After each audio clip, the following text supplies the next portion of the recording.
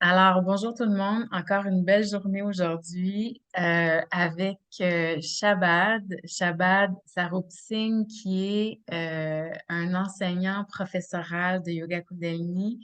C'est vraiment un être très bienveillant, calme. Bienvenue sur le podcast de Un monde organique. Mon nom est Nathalie Pellerin, naturopathe, coach et yogini. Chaque semaine, je vous partagerai un message ou un invité inspirant qui a pour but d'élever la conscience d'un point de vue de la santé du corps, de l'esprit et de la connexion à l'âme. Et j'ai eu envie de vous le présenter. Vous le connaissez sûrement, là, il a été l'instigateur pendant 20 ans du Centre Équilibrium. Il enseigne justement au niveau professoral le yoga niveau 1, niveau 2. Et maintenant, il a quitté Montréal pour s'en aller en région pour nous offrir un lieu où il enseigne encore le yoga Kundalini au niveau professoral, mais aussi un lieu où on peut aller prendre du temps pour soi. Alors, la Yoga Barn. Alors, bonjour Shabbat, merci d'être là. Bonjour Nathalie, Satnam. Satnam. Et en fait, j'ai envie que tu nous parles justement de toi, de ton parcours et surtout en plus de ce qui s'en vient ou ce que tu es en train de mettre en place. Moi, je t'ai vu sur les réseaux sociaux, vous avez travaillé fort. Alors, tu peux nous dire un peu qu'est-ce qui se passe, qu'est-ce qui s'est passé et ce qui se passe en ce moment dans ta vie. Ben, la vie étant ce qu'elle est, elle nous amène souvent dans des chemins non déblayés. On essaie des nouvelles choses. La COVID a fait ça aussi pour plusieurs d'entre nous, hein. On était obligé de réévaluer un peu la façon dont on présentait nos classes et nos cours et on se connectait avec les gens. Évidemment, l'apprentissage aussi du virtuel a été une courbe difficile à maîtriser pour un vieux bonhomme comme moi. Mais avec le temps, on y arrive. Et bon, alors, ce qui se passe, c'est sûr que ça fait 40 ans. J'ai commencé en 1981 à apprendre le yoga Kundalini ici à Montréal. Donc, j'ai rencontré un étudiant du maître original qui était Yogi Bhajan. Et de lui, j'ai appris ensuite et j'ai poursuivi mon chemin. Puis, j'ai beaucoup appris et beaucoup développé des choses en moi-même avec la pratique du yoga Kundalini en tant que tel, le yoga de la conscience.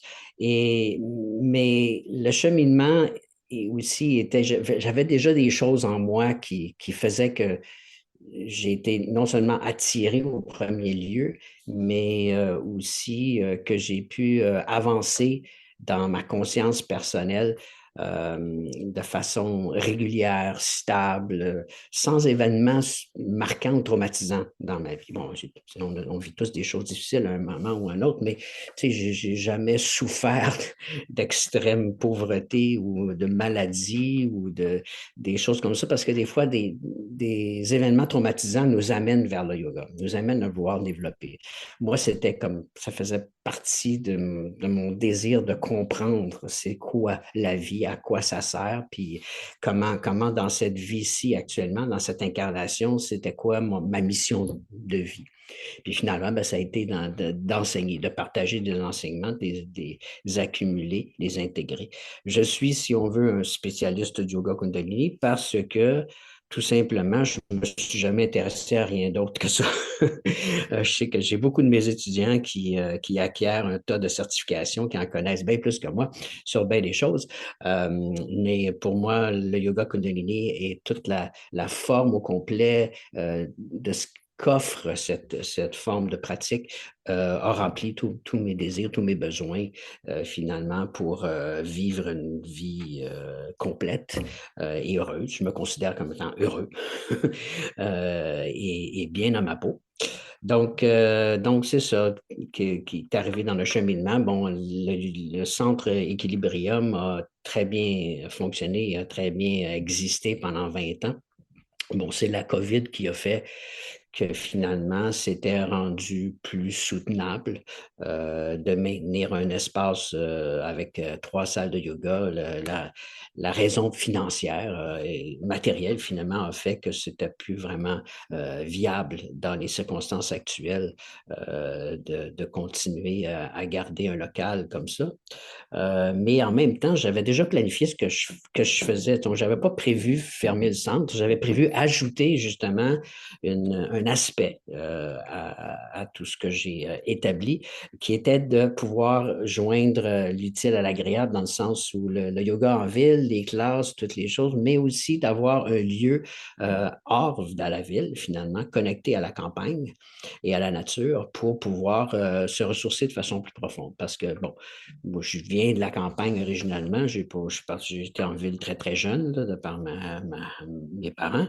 Mais le retour à la campagne, pour moi, était un appel que j'avais aussi quand même depuis longtemps et qui me bouillonnait dans ma tête, dans mon désir, jusqu'à temps justement que l'opportunité se présente. Donc, ça faisait, juste avant la commit, ça faisait au moins 2 ans que je cherchais là, activement un lieu que je pouvais acquérir et aussi dans mes moyens et qui pouvait répondre à tous ces besoins-là. Alors là, j'ai trouvé cet endroit-ci et je l'ai acheté avec ma conjointe juste avant une semaine avant le premier confinement du mois de mars. Là, j'ai il y a 2 ans et demi, j'ai acheté la propriété ici. Donc, c'est un 13 acres de terrain qui est dans une région agricole de Chaudière-Appalaches, pour ceux qui connaissent, là, tout près du lac William, qui est un extrêmement beau grand lac du Québec, et un peu plus loin, Plessisville, pour les gens qui veulent se situer. Et de l'autre côté, j'ai Thetford Mines. Donc, je suis un peu entre les deux.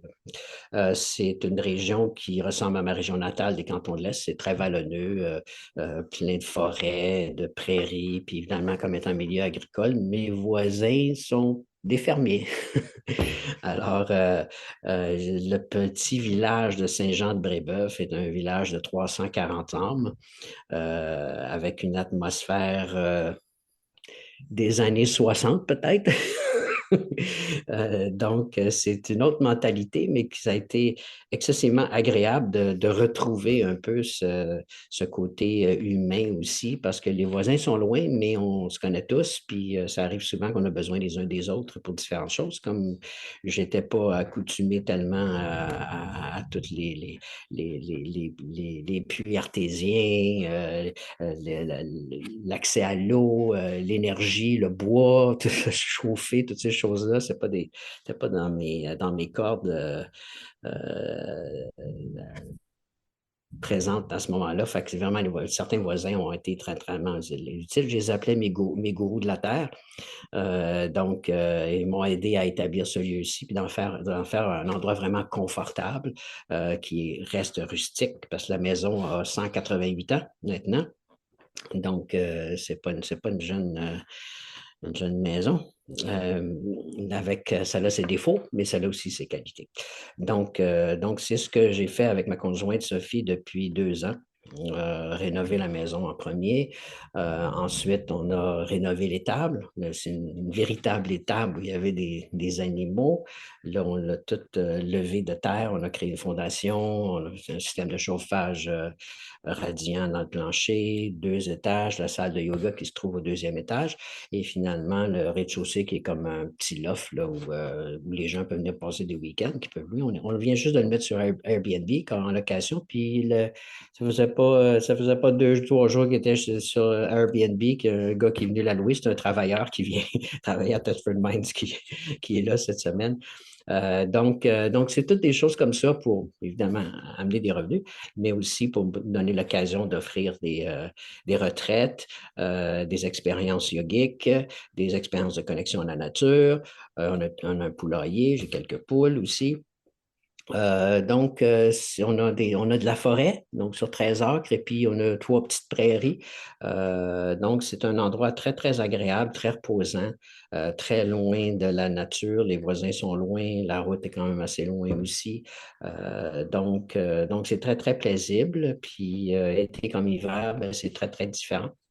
On s'est aussi creusé un étang naturel, donc l'été, on peut se baigner, on a une place pour se baigner, puis on a un étang qui est en harmonie avec l'espace et l'environnement, là, pas une belle grosse piscine en ciment bleu, là.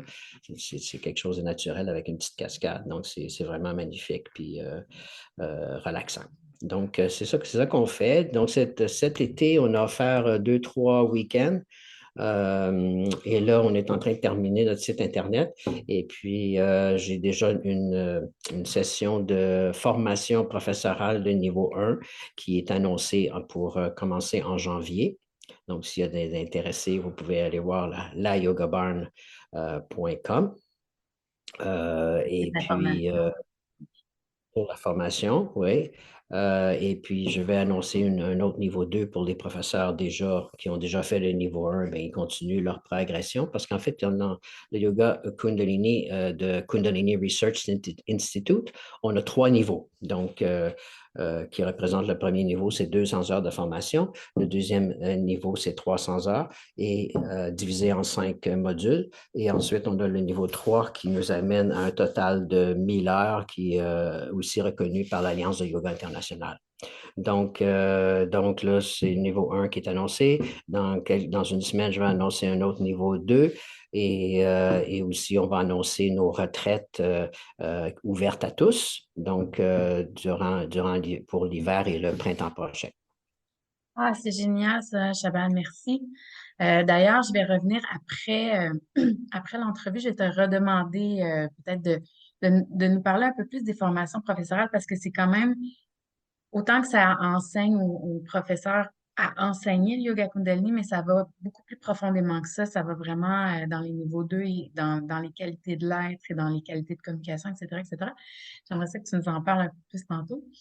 Mais pour en fait, dans le cadre de l'événement Éveil au bien-être, j'avais vraiment envie de t'avoir en fait pour venir nous parler de, d'une part, comment le yoga contribue au bien-être de l'être. Et là, tu l'as déjà mis en avant parce que toi, tu as senti l'appel et que ben, justement, tu le vis en yoga.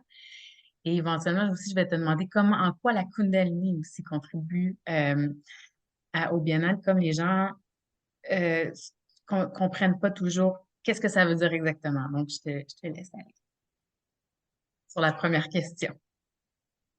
Moi, je te dirais que la chose la plus importante après 40 quelques années d'expérience, c'est le mental. Il faut se reconstruire, il faut se déconstruire pour se reconstruire. C'est-à-dire que malheureusement, nos parents ont tous fait de leur mieux, mais par contre, ils nous introduisent dans un monde axé sur justement les besoins de la société, de la façon que la société est organisée, puis de la façon dont eux ont été intégrés dans cette société. Euh, donc, lorsqu'on fait une démarche pour expérimenter plus l'être profond, puis la créativité, puis comme ils disent en anglais, think out of the box, de penser à l'extérieur de la boîte, ça veut dire qu'il y a une façon d'expérimenter l'existence et le monde que la plupart des gens n'arrivent pas à concevoir parce qu'ils sont limités par les 5 sens, qui, eux, perçoivent des choses de façon matérielle et, si on veut, de façon primale. Et donc, on reproduit ces choses-là et on vit de façon euh, plus contrôlée par l'environnement que pouvoir être à l'avant des événements pour pouvoir les transformer, se transformer, pour transformer aussi le monde dans lequel on vit, parce qu'on admettons-le, le monde dans lequel on vit, il n'est pas fantastique. Il y a tellement de haine et de douleur humaine au quotidien que ça en devient presque insupportable de regarder la télévision, entre autres. À cause de toutes les mauvaises nouvelles qui circulent aussi, puis de pouvoir réaliser la douleur humaine, comment elle se manifeste. Donc, cette réalité, il faut que ça change à ce niveau-là, au niveau de nos croyances. Donc, le lavage de cerveau que l'on a subi à travers notre culture et notre espace, notre environnement et notre famille doit être renégocié, transformé et pouvoir être modifié d'une façon plus consciente et aussi plus aligner à chaque individu ce qu'on a de spécial, de différent et de pouvoir le manifester ensuite à l'extérieur de soi.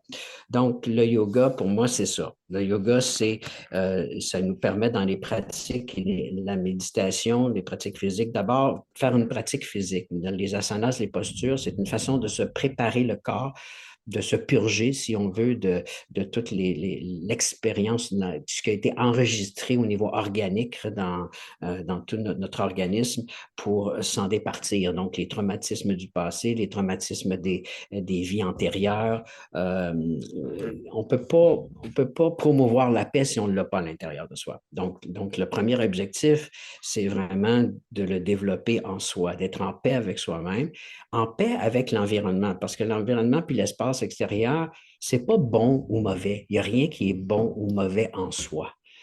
C'est nous ce qu'on en fait qui fait que c'est bon ou mauvais. C'est notre jugement personnel, individuel. Alors, quand on est capable de reconnaître ça et qu'on est capable de vivre avec l'idée de base que si on n'est pas capable de voir le divin ou la créativité dans tout, on ne peut pas voir le divin en rien. On ne peut jamais l'accéder. Donc cette façon, cette philosophie de regarder la vie que malgré que ça a l'air terrible ou négatif, entre guillemets, c'est divin pareil. OK? Ça vient de Dieu, ça vient de la création. Il y a une raison à ça. OK? Euh, donc, on n'est pas apte ou on n'a pas le droit de juger de ces choses-là en soi, mais on a l'obligation de supporter ça pour justement amener de soi-même pour pouvoir éliminer le plus possible ces douleurs-là parce que la douleur, des fois c'est nécessaire, mais c'est pas nécessaire de rester dedans éternellement. OK? On peut le vivre, on peut l'intégrer et ensuite, on passe à autre chose. On a appris une leçon, fait que là, on s'en va à la leçon suivante. OK? On commence à la maternelle, parce qu'on passe en première, en deuxième, ainsi de suite. La vie psychique et spirituelle aussi, c'est ce genre d'étape de développement. Quand on apprend une leçon, on n'a plus besoin d'y revenir, elle est apprise, on peut passer à la leçon suivante. Donc, c'est un long processus quand même pour la majorité des gens. Puis c'est un processus qu'on n'est pas toujours prêt à faire. Donc, il y a quand même la croissance spirituelle de chaque individu qui est conséquente par rapport à ce qui a été appris aussi. Si vous croyez à la réincarnation, tant mieux. Si vous ne croyez pas, tant pis. C'est pas grave. Mais c'est ça la réalité. Donc, on se développe quand on arrive avec un bagage au niveau de l'âme et souvent, il faut travailler fort pour qu'il s'exprime, qu'il se manifeste, parce qu'il est là, il est caché, mais il faut le révéler. C'est comme un beau cadeau là, avec un bel emballage, une belle boucle, là, mais il faut déballer. Okay? Mais des fois, on ne sait même pas que le cadeau est là. Okay, qui est en dessous de l'arbre. Fait que c'est un secret, puis c'est bien caché. Donc, de s'éveiller à cette conscience-là, fait qu'à un moment donné, tranquillement, on peut développer le cadeau, puis finalement, on vit beaucoup plus en conséquence avec une âme éveillée, l'énergie de la conscience, l'énergie de la Kundalini, qui est l'énergie de la conscience. Donc, cette énergie, le yoga Kundalini est bâti et construit de façon à stimuler cette énergie. Ce n'est pas quelque chose que vous devez acquérir. Là. Il n'y en a pas dans les magasins de grande surface de ça. Puis le Black Friday, il n'y en a pas non plus. Vous l'avez déjà. Alors, vous êtes venu au monde avec. Alors, c'est comme si vous avez un potentiel illimité. Et puis, tout ce que vous avez à faire, c'est de le développer, de le révéler, de le faire sortir de sa boîte, de sa coquille, puis finalement, le laisser circuler en vous pour vous épanouir. Donc, le yoga Kundalini, tel que je l'enseigne, le Kundalini Research Institute, KRI, c'est la forme de yoga pour vraiment travailler spécifiquement sur cette énergie et la faire circuler à travers ton système. Donc, c'est tout simplement ça. Donc, là, on fait des pratiques et les asanas, comme j'ai dit tantôt, pour préparer son corps. Ensuite, cette préparation nous amène à un plus grand confort intérieur. Donc comment je pourrais dire, une sensation d'équilibre intérieur au niveau du matériel, du physique. Et ensuite, ça nous permet de nous transposer beaucoup plus facilement dans le mental pour ensuite transformer tranquillement les jonctions de nos synapses du cerveau et finalement remettre en question. On commence à pouvoir remettre en question certains de nos jugements que l'on a tous à un moment ou un autre. Ensuite, de nos habitudes, comment on réagit par rapport à certains événements de notre vie. Alors là, on commence à évaluer ces choses-là. Ensuite, quand on réussit à comprendre ce système-là, on va un peu plus loin. Là, on ouvre notre conscience, mais on commence à éveiller le troisième œil, le sixième sens, le sixième chakra. Et là, on commence à percevoir ou à observer les choses au-delà des cinq sens. Fait que là, on a beaucoup plus d'informations qui viennent, puis elle est beaucoup plus véridique parce qu'elle n'est pas, elle est pas teintée justement de ce que l'on aime ou de ce que l'on n'aime pas à travers les cinq sens. Donc, c'est une information qui est pure, qui est directe, qui à ce moment-là nous amène à voir le monde d'une façon tout à fait différente et à voir les gens, les êtres humains aussi, de façon tout à fait différente, beaucoup plus dans leur véracité que dans leur mode de vie masqué parce qu'ils ne veulent pas qu'on voie certaines choses d'eux, parce qu'ils ne veulent pas être jugés, parce qu'ils ont des inaptitudes, parce qu'il y a des limitations, des peurs, des réactivités, de la toxicité, de toutes ces choses-là. Donc on peut voir ça, puis on est plus en mesure aussi d'aider les gens dans leur cheminement avec ce genre de perception. Puis ensuite, ben, c'est la connexion avec l'âme qui se fait plus directement et plus facilement. Quelque chose de super intéressant, tu dit que justement, c'est d'aller trouver le cadeau puis d'enlever justement ces emballages-là pour accéder à ce cadeau-là. Donc, le yoga Kundalini aide à la Kundalini, à cette énergie qui contribue à l'ouverture des consciences, à s'éveiller. Comment le yoga Kundalini aide le pratiquant à justement déballer le cadeau? Tu peux nous en dire un peu plus sur ça? Est-ce que c'est la pratique de, ch- de la de est-ce que c'est la pratique du yoga Kundalini, d'aller faire une classe de yoga Kundalini de façon consistante qui va nous amener là ou qui entoure tout ça, cet accès-là à la transformation, au désir de transformation? Euh, quand tu achètes un objet quelconque, quel qu'il soit, OK, tu rouvres la boîte, mais il y a un manuel d'instruction. OK? Dans le manuel d'instruction, chaque appareil, chaque objet a une façon ultime, si tu veux, de l'utiliser pour qu'il te donne ce que tu veux avoir de cet objet-là, finalement, de maximiser son potentiel. Et le manuel d'instruction te dit comment obtenir ça, puis ensuite comment l'entretenir, puis le conserver pour qu'il fonctionne bien longtemps. Alors, nous, on n'est pas venu avec un manuel d'instruction. On n'a pas le manuel d'instruction. Alors, on fait des découvertes. On essaye des choses, on se casse la gueule, on recommence, on se casse encore la gueule, on est malheureux, on n'est pas bien, on ne sait plus quoi faire, on est perdu, on se cherche, puis là, on continue à faire des bêtises, puis là, on ne se sent pas bien, fait que là, on fait des choses pour se sentir bien, ça veut dire que, bon, pour certaines personnes, c'est manger, pour d'autres personnes, c'est boire, pour d'autres personnes, c'est fumer, puis bon. Fait qu'il y a toutes sortes des habitudes que l'on développe parce qu'on veut tous être bien, on veut tous être heureux. C'est l'objectif final, c'est un droit fondamental. Bon. Alors, comment le yoga Kundalini fait ça? Bon, comme j'ai dit, c'est comme le cadeau qu'il faut déballer. Il y a des, comme tu dis, il y a des couches. Bon. Les couches, elles sont très organiques en premier lieu. Hein. C'est que par exemple, un sentiment de rejet. Tu as vécu ton enfance, tu as l'impression que ta mère t'aime pas, ou que ton père t'aime pas, ou que tu es en chicane avec tes frères et tes sœurs, puis que tu te sens pas à ta place, tu as un petit bouton noir, peu importe. Il y a un malaise qui s'installe, hein? Dire que tu as un sentiment de rejet. Bon. Alors, ce sentiment-là de rejet, il est présent et le sentiment finit par s'intégrer, toute réalisation comme ça marque ton corps puis marque tes organes au niveau cellulaire. Alors, il y a une émotion qui est emprisonné, si tu veux, dans tes cellules. Bon, certains organes vont être plus aptes que d'autres, justement, à conserver certaines émotions comme la colère, la frustration, des choses comme ça, les reins, le foie. Donc, c'est des organes qui accumulent différents types d'émotions. Bon.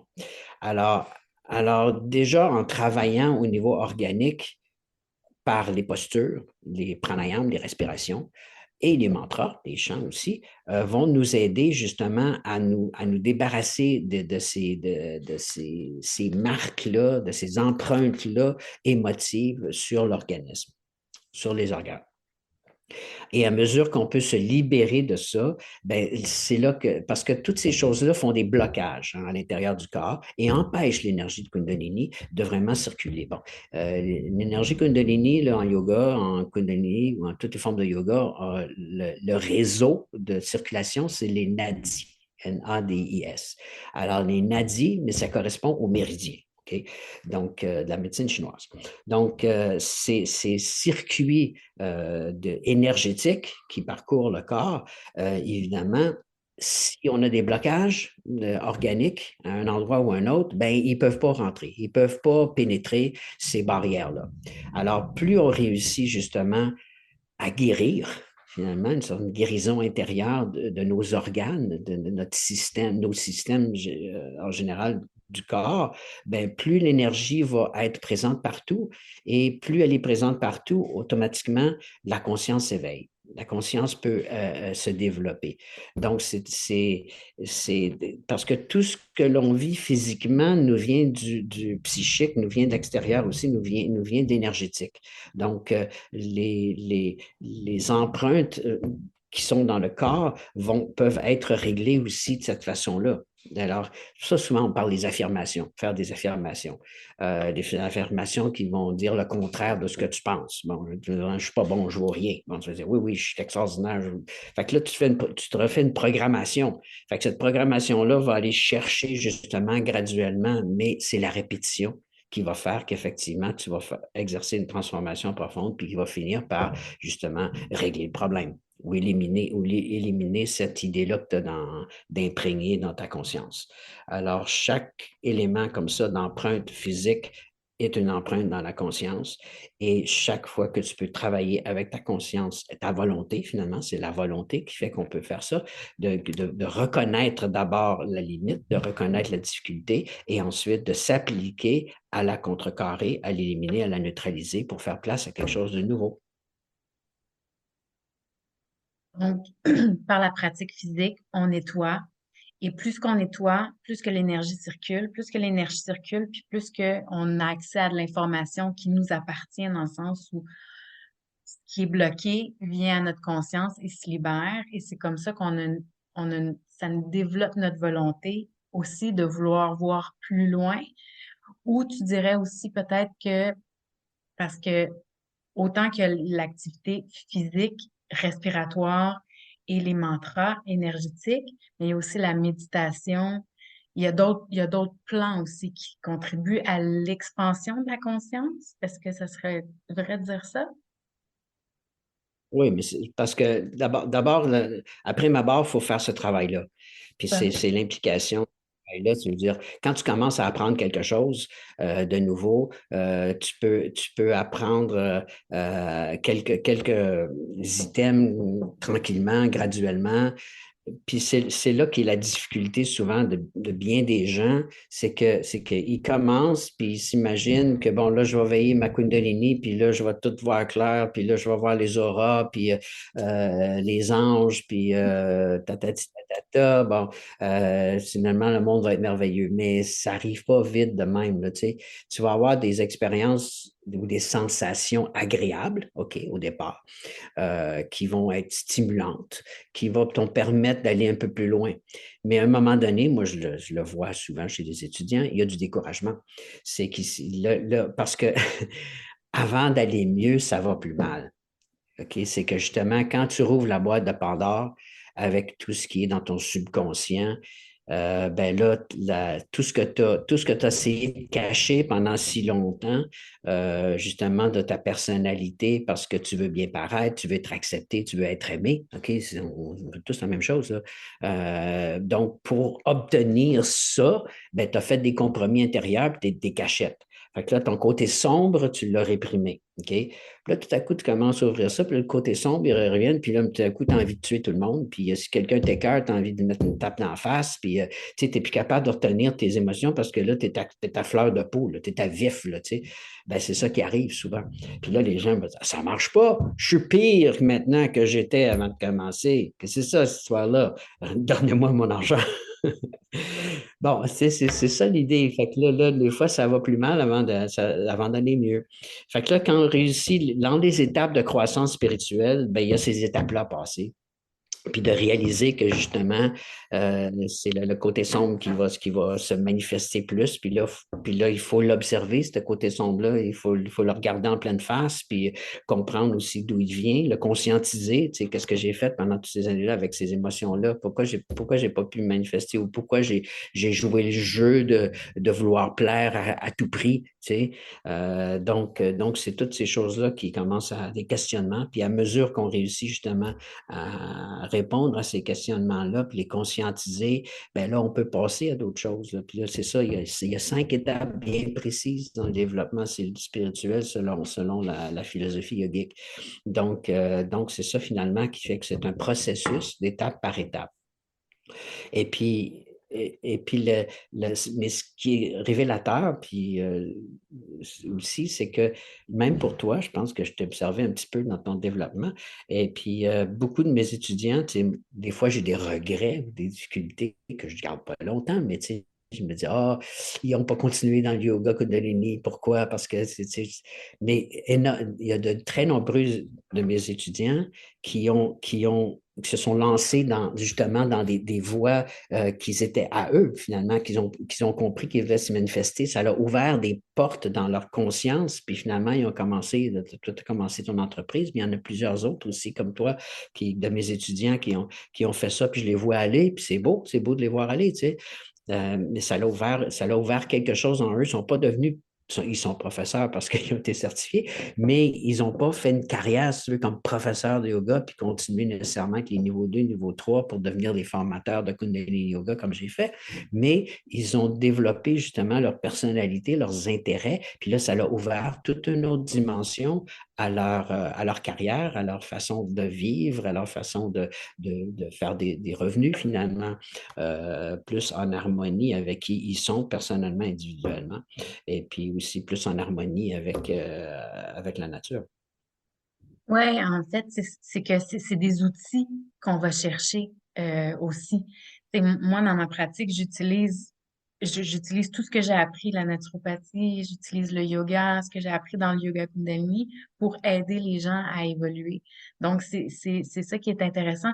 Puis là, tu as nommé quelque chose de super intéressant. Tu as dit, il y a 5 étapes dans le développement spirituel. Alors, évidemment, tu me vois venir avec ma question. Quelles sont ces 5 étapes-là? Vas-tu m'en rappeler par cœur? Grosso modo, premièrement, c'est le débutant. Donc, la première étape, c'est l'étape du débutant. Donc, on apprend les concepts de base. Et c'est l'accessibilité finalement à ces concepts-là, là, de ce que ça fait. C'est quoi un asana, c'est quoi une pranayama, qu'est-ce que ça fait, de comprendre un peu le système énergétique, les chakras. Donc ça, c'est la base. Alors ça, déjà, ça nous éveille à cette situation-là. Ensuite, l'étape suivante, c'est de reconnaître ensuite en soi certaines évolutions, certains changements de la réadaptation, si tu veux, de notre psyché par rapport à la destruction de notre ancien soi, l'ancien moi, pour faire place au nouveau moi. Donc, il y a toute une reconstruction tranquillement qui se produit dans cette étape-là. On commence mieux à maîtriser, si on veut, on ne les maîtrise pas encore, mais mieux comment comprendre les processus qui font que, en soi, l'expérience, OK, d'être, de vivre, commence à prendre une autre dimension, OK? Ensuite, la troisième étape, c'est plus comme l'étape du professionnel, si on veut. Ça, c'est l'étape où ça va passer ou ça va casser. OK? Donc, c'est l'étape où vraiment on commence à. Il y a plusieurs enseignants qui ont passé à travers ça. Pour une raison bien simple, c'est que dans cette troisième étape-là, il y a beaucoup d'ego encore, OK, qui est encore présent en soi. Et là, on commence à vraiment mieux maîtriser tous ces différents aspects-là au niveau yogique. Et puis là, on commence soit à continuer d'approfondir ou au contraire, on commence à se sentir tellement bon. Hein? Donc, dans l'ego, on se sent en possession de nos capacités, de nos forces, puis là, les gens nous suivent, ils nous apprécient, puis là, bah, je commence à être bon, moi, là, ça marche mes affaires, là, j'ai de 50, 60, 200, 1000 étudiants qui me suivent, là, les affaires vont bien, puis je suis bon au bout. Ben, ça, c'est de l'ego spirituel là, qui commence. Donc, c'est à ce moment-là qu'on dit que soit le professeur ou l'enseignant va subjuguer, justement, succomber à ces tentations, finalement, de se sentir supérieur et finalement va stagner à un niveau de développement de la conscience qui va finalement tranquillement le détruire de par cet ego au lieu de continuer justement à se développer puis d'atteindre vraiment la collection. Parce qu'on sait que bon, le mot yoga signifie union. Alors, l'idée que l'on cherche, donc, c'est une union, mais l'union à quoi exactement? C'est ça, c'est l'union au tout, comme c'est au divin. Alors là, si cette union ne reste que concentrée sur ce que toi, comme être humain, tu génères comme énergie ou comme bien-être à toi-même ou aux autres, ben, c'est pas l'union avec le tout, ça. Alors ça, c'est la troisième étape qui est la plus dangereuse et là où plusieurs se butent avec le temps. Ensuite, on a les deux dernières, ben là, une, c'est vraiment la maîtrise de soi. La quatrième étape, d'être dans la conscience vraiment de cet ego spirituel. Et la cinquième étape, c'est la connexion complète, totale avec l'univers et la création. C'est un travail en soi. J'imagine, quand tu l'expliques, ça se fait pas nécessairement dans une vie. Est-ce qu'on peut dire ça comme ça? Oui. Absolument. C'est des choses que, comme on revient à la réincarnation, c'est qu'on arrive avec un niveau de conscience dans notre âme qui est imprégné dans l'âme qui a décidé de s'introduire dans le corps qu'on a maintenant et qui nous permet d'aller plus loin. Donc, c'est sûr que ça prend plusieurs vies parce que selon les connaissances yogiques, on aurait quelques millions de vies à vivre avant de pouvoir atteindre cette perfection spirituelle. Super intéressant. Merci, Shabbat, d'avoir partagé ça avec nous. Tu sais, il y a quelque chose que tu as dit tantôt, puis je trouve ça super intéressant parce que c'est moi, je l'ai vécu, puis je sais que ben, chacun le vit. Puis souvent, puis d'ailleurs, en faisant une démarche de yoga Kundalini, à un moment donné, c'est que ça accélère aussi cet éveil-là. Donc, à un moment donné, oups, il y a un éveil, là, quand tu as dit ça va bien, là, tu sens les bienfaits, puis là, wow, là, tu viens d'ouvrir la lumière dans une chambre où là, c'était un peu en bordel, mais tu le savais pas jusqu'à temps que tu allumes la lumière. Fait que parfois, ça peut être c'est challengeant, on vit un paquet d'émotions.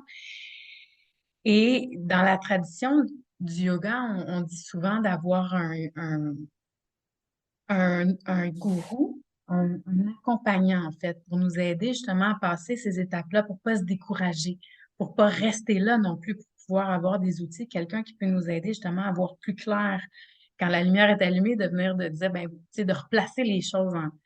Qu'est-ce que tu aurais à nous dire par rapport à ça, justement, pour les gens qui veulent commencer des pratiques, puis s'ils sont confrontés à ça, par exemple? Notre culture nord-américaine, en général, est très individualisée. c'est un problème. Parce que justement, ça, c'est une chose qui est très, très difficile pour un Nord-Américain moyen, la façon dont on vit là, dans cette culture, de pouvoir s'en remettre à quelqu'un d'autre, d'accepter ce côté d'être vulnérable au point où justement on s'abandonne à écouter ou à suivre les instructions de quelqu'un d'autre. Euh,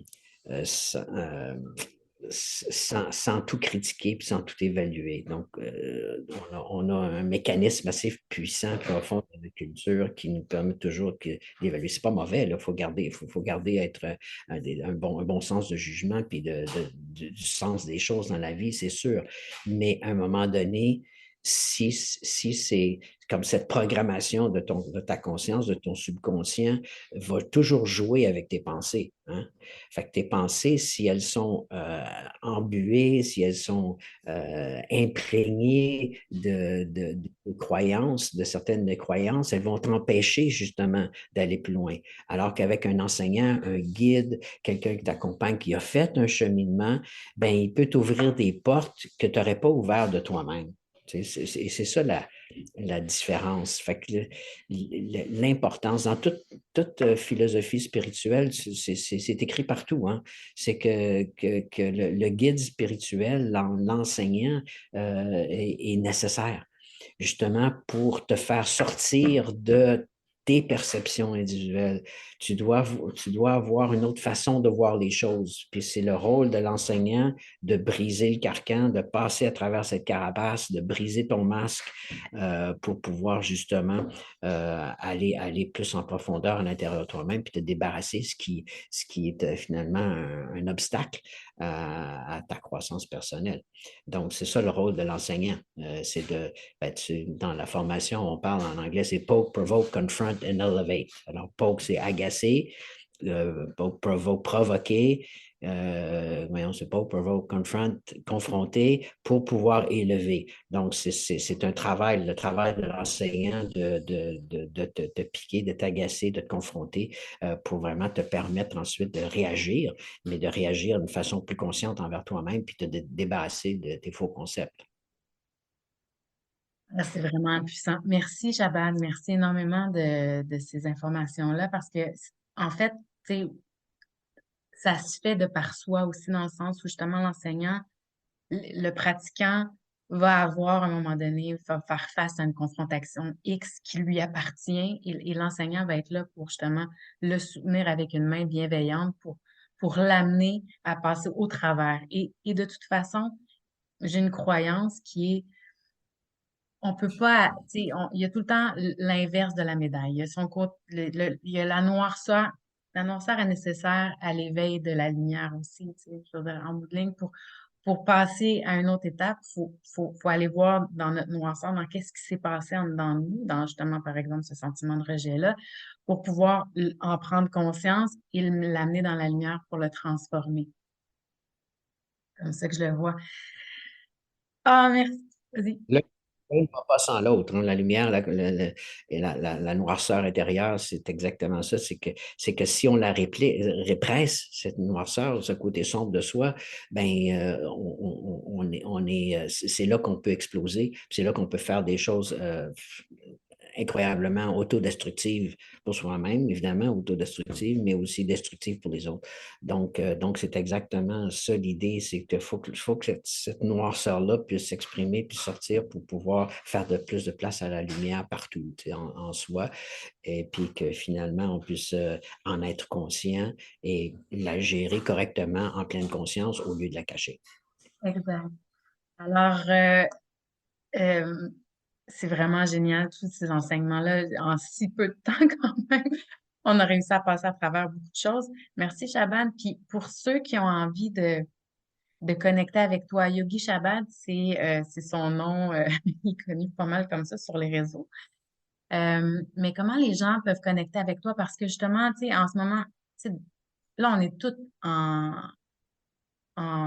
Zoom, on est tous loin les uns des autres. Puis de ce que tu dis, il y a sûrement des gens qui ont envie de connecter avec toi, il y a des gens qui ont envie d'aller à la yoga burn, il y a des gens qui ont envie tu sais, même d'aller faire une formation, une retraite pour justement continuer à évoluer. tu peux donner des ressources aux gens, justement. Je vais les écrire de toute façon en dessous de la vidéo, en dessous du podcast, mais si tu peux nous donner quelques trucs là, qui s'en viennent. Bon, c'est ça. Donc, de façon le plus rapide, c'est sur Facebook, à Yogi Shabbat. Yogi Shabbat sur Facebook. Ensuite, il y a sur Facebook, Instagram et TikTok, la Yoga Barn, layogabarn.com. Ça, c'est vraiment les activités de la Yoga Barn et le site Internet aussi, layogabarn.com. En un mot, là, layogabarn.com. Donc, ça aussi, c'est notre site Internet. Donc là, comme je dis, sur le site Internet, il n'est pas tout à fait complet encore. Là, il est en construction. Il y a déjà quelque chose qui sont là, mais là, il va s'en ajouter au cours des prochaines semaines qui viennent. Donc, c'est plus facile peut-être d'aller sur Facebook ou Instagram de la Yoga Barn ou Yogi Shabbat pour poser vos questions et montrer vos intérêts justement à qu'est-ce qui s'en vient ou qu'est-ce qui pourrait vous intéresser. Donc, c'est la façon la plus facile. Merci, Chaban. Merci beaucoup d'avoir été avec nous aujourd'hui. Est-ce que tu as autre chose à rajouter à nos gens qui nous écoutent par rapport à tout ça? J'encourage tout le monde à se questionner, à questionner leurs habitudes de vie, leurs habitudes de consommation. Quand je parle de consommation, ce n'est pas simplement de substances, mais vraiment aussi de la façon dont vous utilisez votre argent, que vous la dépensez, de savoir où ça va, d'être socialement conscient de ce que vos actions supportent. Donc, d'être sûr que c'est en pleine conscience de reconnaître justement ce que vous produisez, que l'énergie que vous redonnez. Quand vous dépensez, ben, c'est de l'énergie que vous redonnez parce que vous avez dépensé de l'énergie pour l'attirer vers vous. Donc, j'encourage tout le monde à se poser ce genre de questions-là sur soi-même, leurs habitudes de vie. Et si vous avez quelques malaises superficiels ou profonds, ben, le yoga va vous aider aussi à répondre à plusieurs de vos questions, de vos états d'âme. Évidemment, il va vous aider à progresser de plus en plus loin, de plus en plus profondément parce qu'il n'y a pas de fin au développement de soi. L'âme est éternelle. Donc, vous êtes éternel. Donc, si vous êtes capable de reconnaître ça, ben, c'est pour l'éternité que vous vivez. Merci, Shabbat. Je te retrouve de l'autre côté. D'accord.